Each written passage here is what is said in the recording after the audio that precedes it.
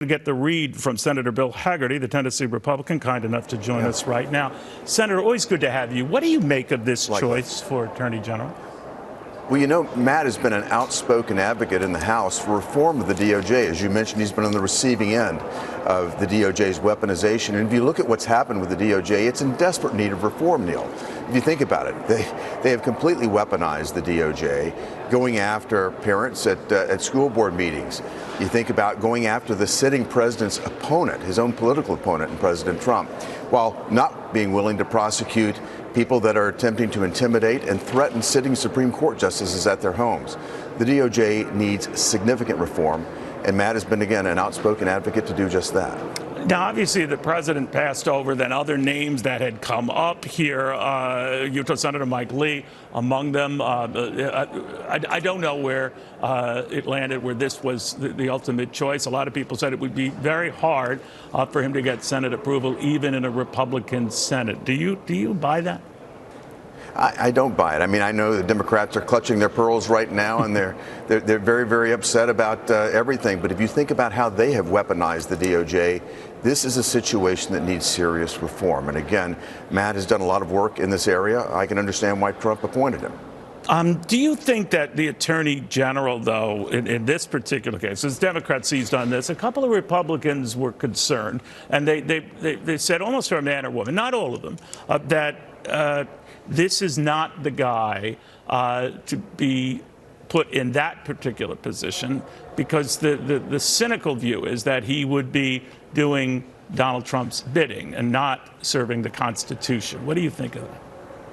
You know, it is quite cynical when they talk about this, when you take a look at Merrick Garland, because that's all he has done is serve the political aims and goals of Joe Biden and Kamala Harris. Again, they've completely corrupted the DOJ. We need to fix that now, and it's President Trump's prerogative to choose who he wants to nominate, and I think that's what you see right here. He's got Indeed. Somebody that, again, has been very outspoken about reforming the DOJ. And he is free to pick whomever he wants, to your point. You know, Senator, you were being considered, and might still be, sir, for a variety of positions. The State Department was one that has gone to your colleague Marco Rubio, it would seem, for the time being.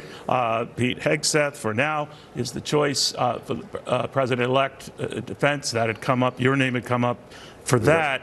Is it fair to say maybe you are running out of potential cabinet positions? And does that bother you if that's true? Look, Neil, I haven't been involved in the speculation at all. I am deeply honored to serve the people of Tennessee. It's been my great honor to do that here in the United States Senate. It was my great honor to serve in President Trump's administration, and I think I did so admirably. But I've also been able to have a wonderful business career. I am just fine with whatever the outcome may be of decisions that happen in Mar-a-Lago, because my goal is to make certain that we heed the mandate that was voted on last week. The American public need to see significant change. We're going to work on that here in the Senate. I'll work on that from any posture that I need to adopt to make certain that that happens. Treasury has come up. Maybe there's a certain hedge fund billionaire who might be in the running for that. Commerce has come up. Other roles, but you're not seeking those out. If offered either of those, would you be interested?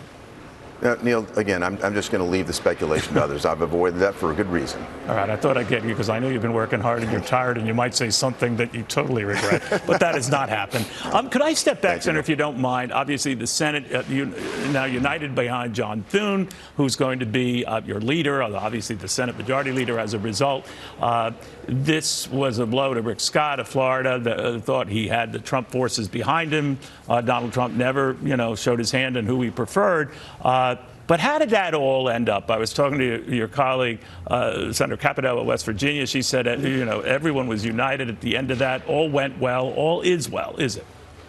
Yes, it is. I don't think it was a blow to Rick Scott at all. I admire him for having the courage to step up and to put his hat in the ring. John Cornyn also put his hat in the ring. That's right. John Thune emerged as the victor here. But three good men, three people that have great potential. And I want you to understand this. Everyone at the end unanimously got behind John Thune.